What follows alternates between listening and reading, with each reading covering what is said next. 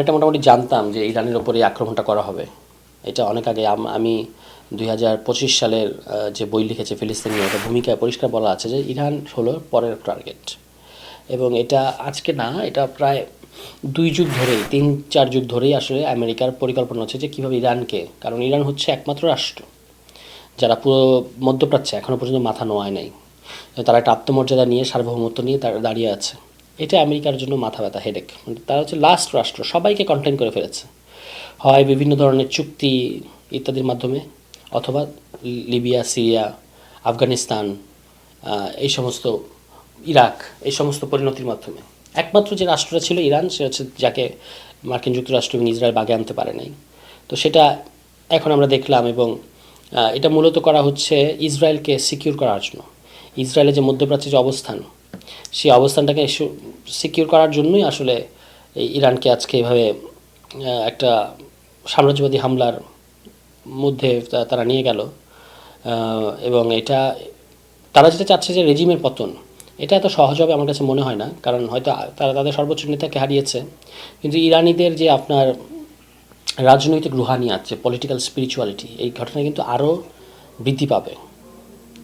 ফলে অবশ্যই এটা আপনার ইরানিদের জন্য একটা বিরাট ক্ষতি, বিরাট ধাক্কা। কিন্তু ইরানিরা এত সহজে হাল ছেড়ে দেবে এরকম আমার কাছে মনে হয় না।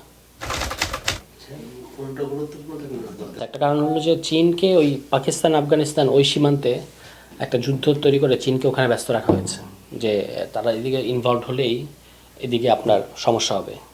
রাশিয়া তো নিজেই ইউক্রেনের সাথে যুদ্ধে জড়িত। এর পাশাপাশি চীনের আসলে অর্থনৈতিক পরিকল্পনা ছাড়া, অর্থনৈতিক লক্ষ্য ছাড়া তেমন কোনো রাজনৈতিক লক্ষ্য নাই।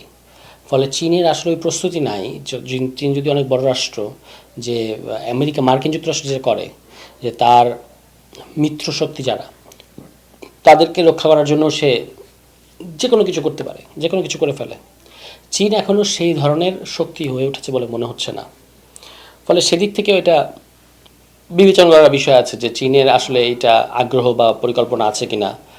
তারা হয়তো খুব বেশি দূর আগাবে না, ইরানকে হয়তো একাই এটা মোকাবেলা করতে হবে। মার্কিন, ইঙ্গো মার্কিন যে শক্তি, ইউরোপ এবং আমেরিকার মধ্যে এই প্রশ্নগুলোতে একটা বিভাজন আছে।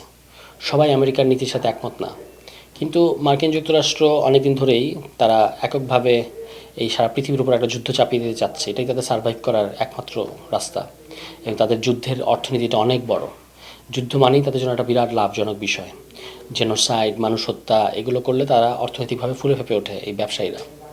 ফলে সেখান থেকে এই সিদ্ধান্তগুলো তারা নেয়। এবং এটা তাদের নিজ দেশের ভেতর থেকে বড়সড় ধরনের আওয়াজ না উঠলে এটার আসলে খুব বেশি তাদেরকে আটকানো যাবে এরকম মনে হয় না।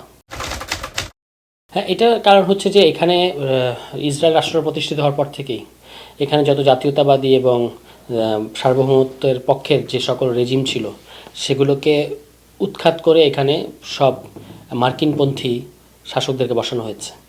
এবং তাদেরকে ব্যবসা বাণিজ্য নানা ধরনের সুবিধার মধ্যে জড়িয়ে এখন নিজেদের বিরুদ্ধে ব্যবহার করা হচ্ছে।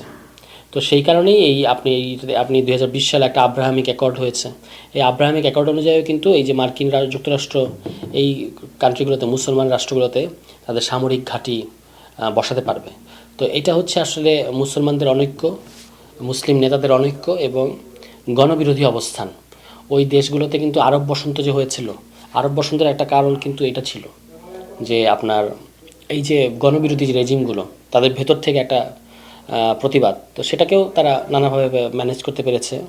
তো এই রেজিমগুলো যতদিন এইভাবে থাকবে, জনগণের শাসন ওখানে যতদিন প্রতিষ্ঠিত হবে না, ততদিন পর্যন্ত এরা আসলে এরকম ভাতৃঘাতই থাকবে। ইরানের কিছু দুর্বলতা দেখতে পাচ্ছি আমরা এখানে। একটা হচ্ছে তার গোয়েন্দা দুর্বলতা অনেক বেশি, গভীর। এখানে যে মোসাদ এবং সিআইএ এত ব্যাপকভাবে ইরানের ভেতরে ঢুকে গিয়েছিল, তাদের কাছে প্রায় সমস্ত তথ্য ছিল, এটা আসলে ইরান সেভাবে জানতো বলে মনে হয় না, বা জানলেও তাদের কিছু করার ছিল না। আর তাদের প্রতিরক্ষা ব্যবস্থার কিছু শক্তির দিক যেমন আছে, আবার যেহেতু তারা একটা দীর্ঘ সময় অবরোধের মধ্যে ছিল, তাদেরকে পুরো পৃথিবী থেকে বিচ্ছিন্ন করে রাখার চেষ্টা করা হয়েছে। সেটার একটা ইম্প্যাক্ট অনুযায়ী তাদের আকাশ প্রতিরক্ষাটা, এই যে মার্কিন যুক্তরাষ্ট্র কিংবা ইসরায়েলের যে অত্যাধুনিক সামরিক প্রস্তুতি, সেটার সাথে খাপ খাওয়ানোর জন্য, সেটাকে মোকাবেলা করার জন্য হয়তো যথেষ্ট পরিমাণ না, কারণ তারা তো একটা বিরূপ বা বিশেষ পরিস্থিতির মধ্যে আছে দীর্ঘদিন ধরে। এই প্রায় 1979 সাল থেকেই তাদের এরকম একটা একঘরে করে রাখার মতো অবস্থা। হ্যাঁ, সেটা তো বললাম পারতো বা পারে, কিন্তু আমি চীন এবং রাশিয়া নিজেই তো একটা নিজের একটা যুদ্ধে পর্যুদস্ত। আর চীনের ওই সামরিক লক্ষ্য আছে কিনা, ওই রাজনৈতিক লক্ষ্য আছে কিনা যে মিত্রদের পক্ষে দাঁড়াবো নাকি শুধু ব্যবসা বাণিজ্য করব, এটা একটা বড় প্রশ্ন। ফলে আমেরিকার বিরুদ্ধে এখন চীন হয়তো চিন্তা করছে যে তারা যদি এখন এটাতে ইনভলভড হয় তাহলে এটা তাদের দিকেও আসবে, হ্যাঁ, বা তারাও এই যুদ্ধে জড়িয়ে যাবে। এটা চীন চায় কি না সেটা একটা বড় প্রশ্ন। আদারওয়াইজ তাদের তো উচিত ছিল, ইরান যেভাবে তাদের পক্ষে ছিল বিভিন্ন ইস্যুতে, তাদের উচিত ছিল ইরানের পক্ষে নিঃশর্তভাবে দাঁড়ানো। হ্যাঁ, অবশ্যই মানে ইসরায়েল এবং আমেরিকা চাইবে যে ওই অন্যান্য যে সকল মুসলিম রাষ্ট্র আছে ইরানের আশপাশে তাদেরকে ইরানের বিরুদ্ধে যুদ্ধে জড়ানোর জন্য চেষ্টা করবে। কারণ হচ্ছে তাহলে তাদের উপর চাপ কমবে, এই চেষ্টা তাদের মধ্যে থাকবে। এখন ওই রাষ্ট্রগুলো তাদের নিজস্ব বিপদও চিন্তা করতে হবে। তারা যদি ইরানের বিরুদ্ধে সরাসরি যুক্ত হয়ে যায় তাহলে ওই রাষ্ট্রগুলোর জনগণ কিন্তু তাদের বিরুদ্ধে, ওই রেজিমগুলোর বিরুদ্ধে দাঁড়িয়ে যাবে, কারণ তারা তো ইরানের পক্ষে, ওই সংশ্লিষ্ট রাষ্ট্রগুলোর জনগণ। তো সব দিক মিলিয়ে এই পরিস্থিতিটা খুব জটিল এবং এটা আশঙ্কা করা যাচ্ছে যে এইটা হয়তো আরও বাড়তে থাকবে। ইরানের অনেক ক্ষতি হবে, কিন্তু ইরানকে এত সহজে মানে মার্কিন যুক্তরাষ্ট্র তাদের কবজায় নিয়ে আসতে পারবে এরকম আমার কাছে মনে হয় না। ইরানের রেজিস্ট্যান্সটা অনেক হিউজ এবং এখানে ইরান একটা পিপলস ওয়ারের দিকে চলে যেতে পারে, মানে ইরানের জনগণ এখানে হয়তো যুক্ত হয়ে যাবে।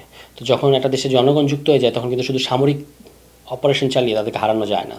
তো ইরানের যে এখন এই রেজিম বিরোধী একটা আপনার কি বলে মানুষের মধ্যে একটা প্রবণতা ছিল, সেন্টিমেন্ট ছিল, সেটা কিন্তু পুরোপুরি এখন আবার পুরো ইরানের সার্বভৌমত্ব রক্ষার দিকে চলে যাচ্ছে। যারা এই রেজিম দ্বারা ক্ষতিগ্রস্ত ইরানের যে সকল জনগণ তারাও কিন্তু এই ইরানের সার্বভৌমত্বের পক্ষে দাঁড়িয়েছে।